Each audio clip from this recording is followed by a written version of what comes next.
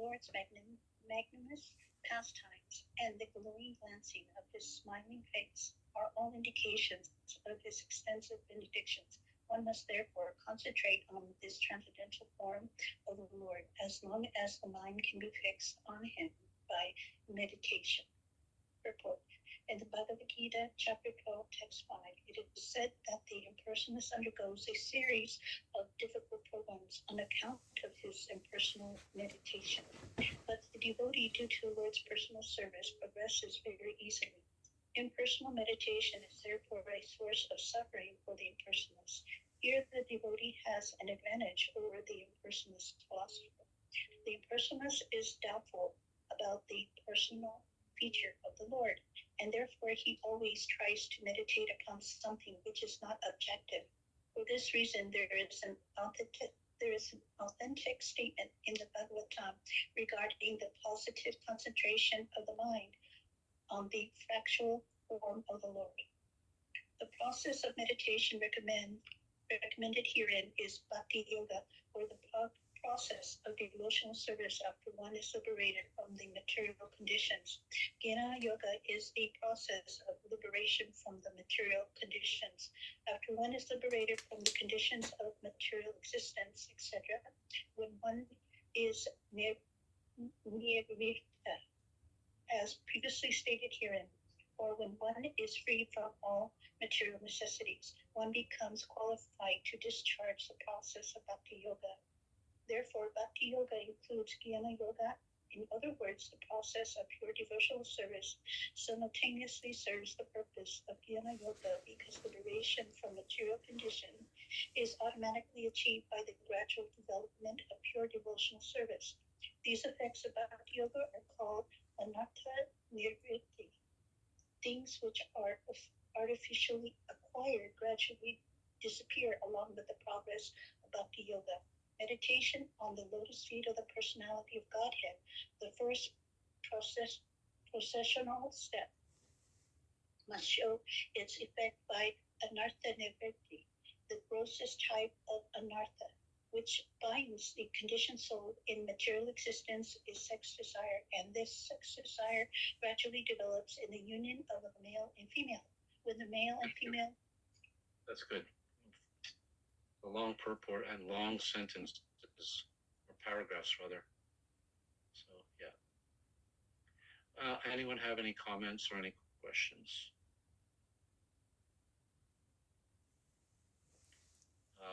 One thing that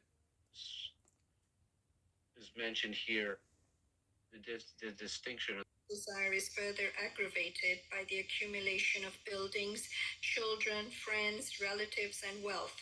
When all these are acquired, the conditional soul becomes overwhelmed by such entanglements, and the false sense of egoism, or the sense of myself and mine, becomes prominent, and the sex desire expands to various political, social, altruistic, philanthropic, and many other unwanted engagements, resembling the foam of the sea waves, which becomes very prominent at one time and at the next moment vanishes as quickly as the cloud in the sky.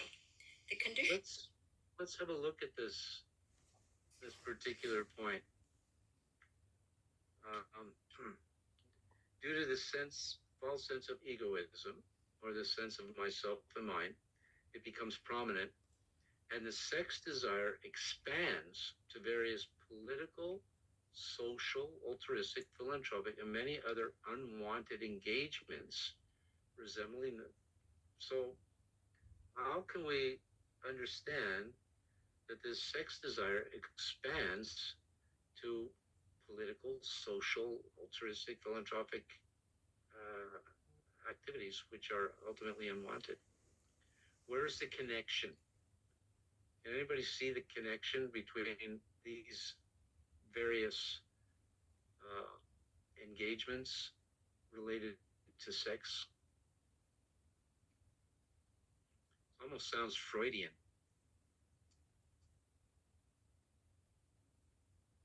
I wonder if it's because from that springs forth this whole idea of being convinced of the bodily conception of life, and therefore it expands to your, from I to your family, and then to the community or the race in which you were born, and then you just expand that into whatever your political beliefs are, and then you think, oh, well, I have to serve mankind because you're identifying with the body. So then you're thinking the best service I can do is to then, have hospitals and just find ways in which I can serve the body of others. I think that's a very good answer. I think that's very good because we identify with the body, the ultimate enjoyment of the body, subtle and gross, is sex enjoyment, and so the body expands through sex enjoyment. Body expands to attraction for the opposite gender or sometimes the same gender. I'm not going to get into the politically correct issues or incorrect issues, but you're attracted to another living entity, and then from that it expands to the family. When you have the family, then it expands into, as you mentioned, society, friendship, love, and everything else that goes along with that. Yeah, I think that's a very good answer. Thank you. Would you like to continue? The conditional soul is circled by such products, as well as products of sex desire, and therefore bhakti yoga leads to gradual evaporation of the sex desire, which is summarized in 3 headings, namely profit, adoration, and distinction. All conditional souls are mad after these different forms of sex desire, and one shall see for himself how much he has been freed from such material hankerings based primarily on the sex desire. As a person feels his hunger satisfied after eating each morsel of foodstuff, he must similarly be able to see the degree to which he has been freed from sex desire. The sex desire is diminished along with its various forms by the process of bhakti yoga, because bhakti yoga automatically, by the grace of the Lord, effectively results in knowledge and renunciation, even if the devotee is not materially very well educated. Thank you. So, by the process of, I like this analogy, by the process of bhakti yoga, then the underlying root, sex desire, becomes removed. And there's a verse in, I believe it's, I can't remember which canto, 10th or 11th, where it describes that one who engages in devotional service, 3 things take place: devotion, freedom, relief from material desires, and satisfaction.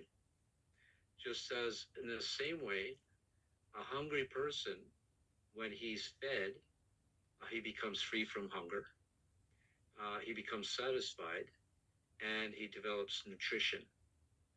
So bhakti yoga does the same thing. So you're hungry,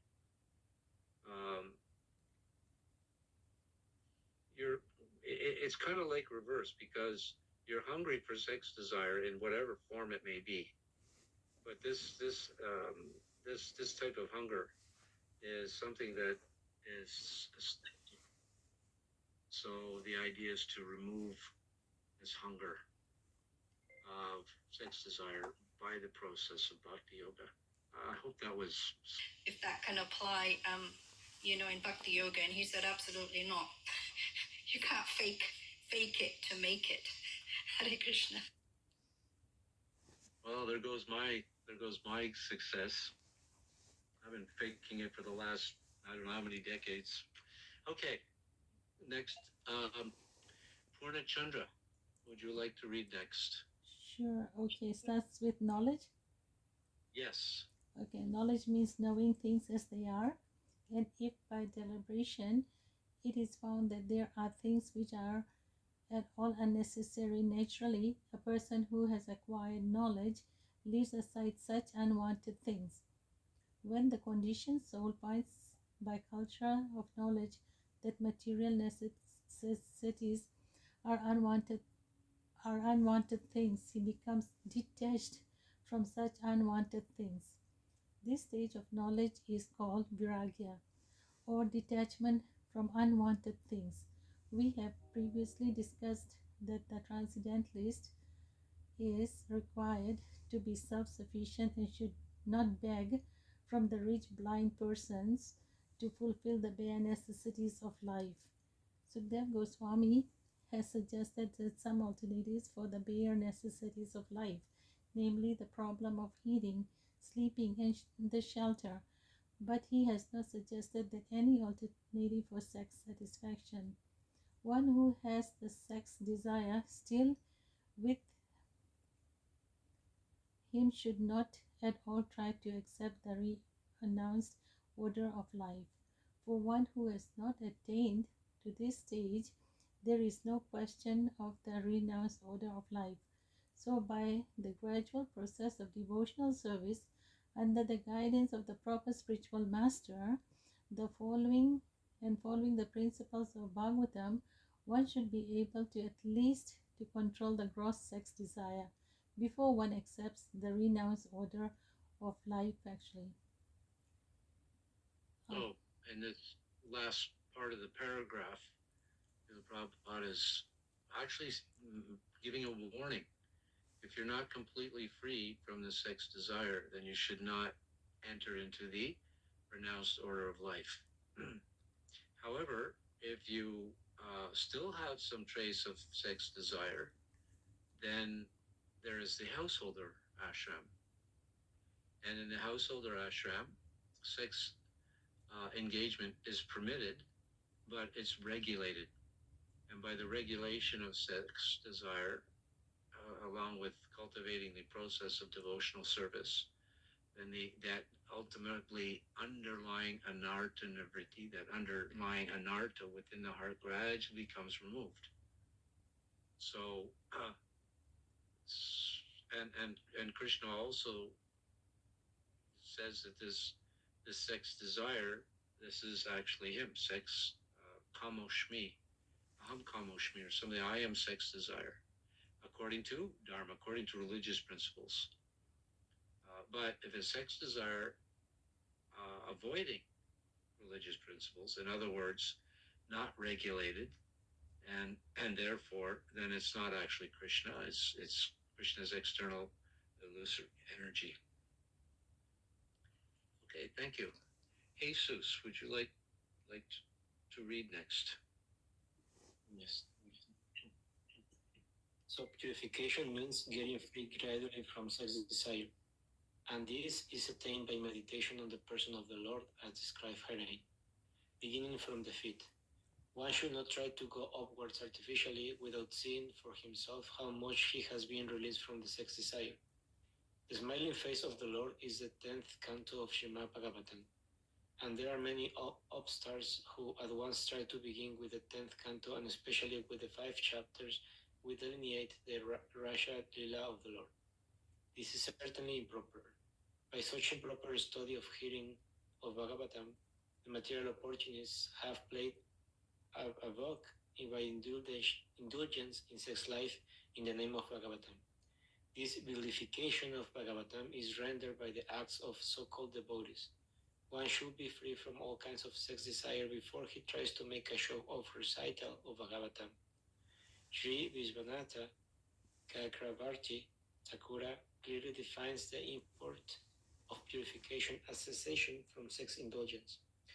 He says, Yadha Yadha is Sayudati Vijaya Lampajam Jayati. Taha Taha Tarajat Iti Shita Sudhi Taratam Janaiva Janataram Jam Lukta. And as one gets free from the intoxication of sex, and as one gets free from the intoxication of sex indulgence by purification of intelligence, one should step forward for the next meditation, or in other words, be progress of meditation of the different limbs of the transcendental body of the Lord should be enhanced in proportion to the progress of purification of the heart. The conclusion is that those who are still entrapped by sex indulgence should never progress to meditation above the feet of the Lord. Therefore, recital of Srimad Bhagwatam by them should be restricted to the first and second cantos of the great literature. One must complete the purificatory process by assimilating the contents of the first 9 cantos, and then one should be admitted into the realm of the 10th canto of Bhagavatam. That's he's educating us to understand the activities of Krishna properly and not become misguided and lose the meaning of what Krishna's activities are. And that Krishna's activities are completely transcendental, and it's not like mundane literature. And it's interesting to note that if it were mundane literature, you would not have those in the highest renounced order, such as the 6 Goswamis of Vrindavan, relishing the pastimes of Krishna and the gopis in the 10th canto. And they've written many subsequent extended literatures on the intimate pastimes of Radha and Krishna, which are not meant for the ordinary person, only for those highly exalted Vaishnavas. So this is also an indication that that this subject matter is completely transcendental. Otherwise, exalted saints